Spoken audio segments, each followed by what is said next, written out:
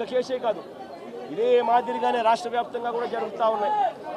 పోలీసులు ఏ స్థాయికి దిగజారిపోతా ఉన్నారు అని అంటే, అటువంటి పాత కేసులలో కావాలని వీళ్ళే తప్పుడు సాక్ష్యాలు క్రియేట్ చేస్తూ ఉన్నారు. విట్నెస్లను వీళ్ళే బెదిరించి, వీళ్ళే ప్రలోభపెట్టి, వీళ్ళే తప్పుడు పేర్లు ఇరికిచ్చి, వీళ్ళే కేసుల్లోకి తీసుకొచ్చే కార్యక్రమం చేస్తూ ఉన్నారు. నేను అడుగుతా ఉన్నది ఒకటి, ఒక తప్పుడు సాంప్రదాయానికి మీరు నాంది పలుకుతా ఉన్నారు. ఇదే గన కొనసాగితే నేను చెప్తా ఉన్నా, మీ ప్రభుత్వం ఎల్లకాలం ఉండదు, మీ ప్రభుత్వం ఎల్లకాలం ఉండదు. ఒక తప్పుడు సాంప్రదాయానికి మీరు బీజం వేస్తూ ఉన్నారు. ఇదే తప్పుడు సాంప్రదాయం ఒక సునామీ అవుతుంది. రేపొద్దున మీ నాయకులందరికీ కూడా ఇదే గతి పడుతుంది. ఇదే జైల్లోనే మీరంతా కూడా ఉంటారు. ఇది కూడా గమనించుకోండి అని చెప్తా ఉన్నా. ఒక తప్పుడు సాంప్రదాయానికి మీరు నాంది పలుకుతా ఉన్నారు, ఒక తప్పుడు పద్ధతికి మీరు నాంది పలుకుతా ఉన్నారు. మార్పు తెచ్చుకోకపోతే మాత్రం రెడ్ బుక్లు మీరు ఒక్కరే పెట్టుకుంటారని చెప్పి మీరు అనుకుంటున్నారేమో. రెడ్ బుక్ పెట్టుకోవడం అన్నది చాలా సులభమైన పని. రెడ్ బుక్ పెట్టుకోవడం అన్నది చాలా సులభమైన పని. నేను మనం మీ విలేకరు కృష్ణకు చెప్పి, కృష్ణ నువ్వు ఒక రెడ్ బుక్ మెయింటైన్ చేయంటే కృష్ణ కూడా మెయింటైన్ చేస్తాడు ఒక రెడ్ బుక్. నీ పేరేం పేరన్నా? రవికి చెప్పి, రవి నువ్వు ఒక రెడ్ బుక్ మెయింటైన్ చేయ రవి అని అంటే రవి కూడా మెయింటైన్ చేస్తాడు. అదే కదా ఘనకార్యం కాదు, గొప్ప పని కాదు. ఆ తర్వాత రెడ్ బుక్లో పెట్టిన పేర్లన్నీ తీసుకొని వాళ్ళని ఇరికించడము, వాళ్ళ ఇళ్లను ధ్వంసం చేయడము, వాళ్ళ ఆస్తులను ధ్వంసం చేయడము, వాళ్ళ మీద దొంగ కేసులు పెట్టడము, ఇదే ఒక పరిపాలన కింద రాజ్యాధికారం చేయడం మొదలు పెడితే మాత్రం రాజ్యాధికారం ఎలా ఉంటుంది అని అంటే, ఇప్పుడు చంద్రబాబు నాయుడు గారి పాలన ఎలా ఉందో అలా ఉంటుంది. చంద్రబాబు నాయుడు గారి ప్రభుత్వం వచ్చి 3-4 నెలలు కూడా కాయిపోలా. ఈ 3-4 నెలల్లో చంద్రబాబు నాయుడు గారి పరిపాలన ఎంత దారుణంగా ఉంది అని అంటే, పెదకూరుపాడు నియోజకవర్గంలో జరిగిన ఘటన, మా ఎక్స్ఎమ్మెల్యే శంకర్రావు, పెదకూరుపాడు ఎక్స్ఎమ్మెల్యే శంకర్రావు అన్న పెదకూరుపాడులో ఈ విపత్తు వల్ల, వరదల విపత్తు వల్ల జరిగిన నష్టాల్లో పాలు పంచుకుంటూ రైతులకు ప్రజలకు తోడుగా ఉండేందుకు తాను బయలుదేరుతా ఉంటే, తాను వెళ్లకుండా కారును అడ్డగించి, ఒక ఎమ్మెల్యే కారును, ఎక్స్ఎమ్మెల్యే కారును అడ్డగించి ఆ కారును పగలగొడతారు. తాను వరద బాధితులను చూడకూడదట, వరద ప్రాంతాన్ని తాను పరామర్శించకూడదట. నిజంగా వాళ్ళు అనుకుంటా ఉన్నారు, ఇలా ఎవరూ కూడా పోకూడదు, ఇలా ఎవరూ కూడా చూడకూడదు, ఇలా ఎవరూ కూడా మాట్లాడకూడదు. ఇలా జరిగింది అని అంటే చంద్రబాబు నాయుడు గారి హయాంలో జరిగిన ఈ తప్పిదాలు బయటికి రావు అని వీళ్ళు అనుకుంటున్నారు. అయ్యా చంద్రబాబు, ఇవన్నీ తాత్కాలికమే. నష్టం జరిగింది ప్రజలకు, కష్టం వచ్చింది ప్రజలకు, దెబ్బ తగిలింది ప్రజలకు, నొప్పి కలిగేది ప్రజలకు.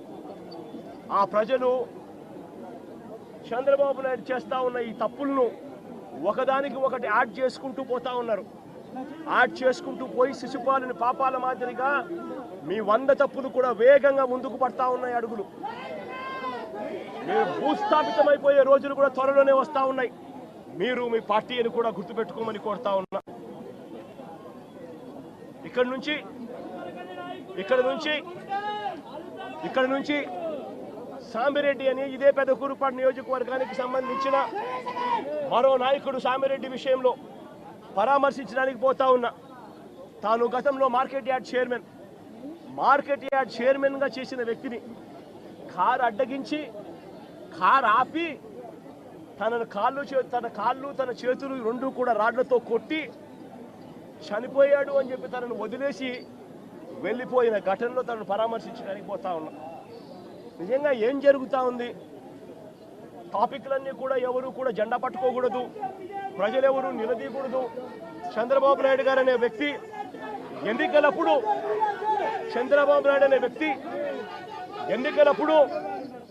ఎన్నికలప్పుడు సూపర్ 6 అంటూ, సూపర్ 7 అంటూ ఎన్నికలప్పుడు చంద్రబాబు నాయుడు గారు తప్పుడు అబద్ధాలు చెప్పాడు.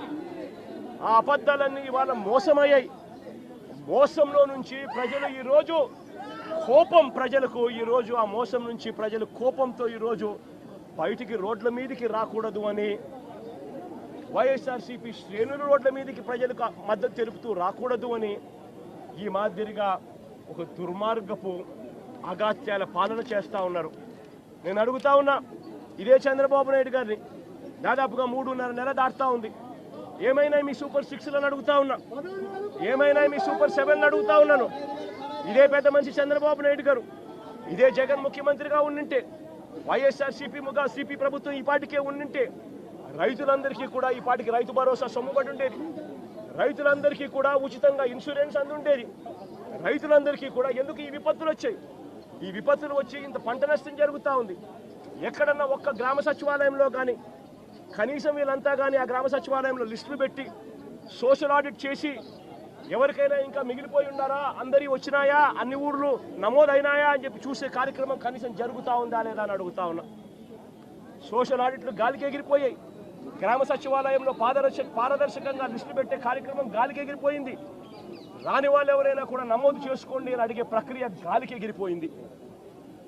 ఈరోజు గవర్నెన్స్లో రైతులకు పెట్టుబడి సహాయం లేదు, రైతులకు ఫ్రీ ఉచిత ఇన్సూరెన్స్ లేదు, రైతులకు ఈ క్రాప్ లేదు. ఇలాంటి కెలామిటీ వస్తే, ఇలాంటి విపత్తు వస్తే కనీసం రైతులను పారదర్శకంగా ఆదుకునే కార్యక్రమం కూడా లేదు. ఈరోజు నిజంగా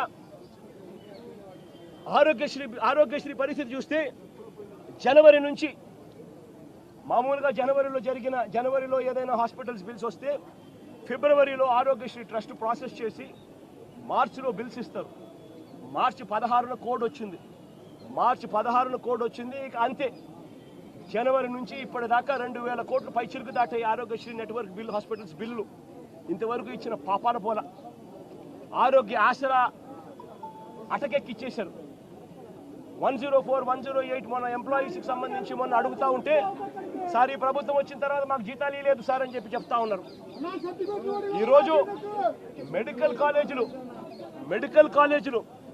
17 కొత్త మెడికల్ కాలేజీలు వైఎస్ఆర్సీపీ ప్రభుత్వం కట్టడం మొదలుపెట్టి అందులో 5 అప్పటికే పూర్తి చేసేసి ఆ 5 కాలేజీల్లో సీట్లు కూడా తెచ్చుకొని మిగిలిన ఇంకొక 5 కాలేజీలకు కూడా ఇప్పుడు సీట్లు తెచ్చుకునే దానికోసం అన్ని వసతులు క్రియేట్ చేసి పెడితే చంద్రబాబు నాయుడు ఏం చేస్తూ ఉన్నాడు? డబ్బుల కోసం మెడికల్ కాలేజీలు స్కాముల కింద మార్చేసి తనకు కావాల్సిన వాళ్ళ కోసం మెడికల్ కాలేజీలు అవ్వేసే కార్యక్రమం చేస్తూ ఉన్నాడు. 0 వేకెన్సీ పాలసీ తీసుకొచ్చి ప్రతి మెడికల్ కాలేజీలోనూ ప్రతి గవర్నమెంట్ హాస్పిటల్లోనూ ఉండాల్సిన డాక్టర్లు ఉండేట్టుగా, ఉండాల్సిన నర్సులు ఉండేట్టుగా 0 వేకెన్సీ పాలసీ మేము తీసుకొని వస్తే ఈరోజు మళ్ళీ హాస్పిటళ్లలో మందుల కొరత,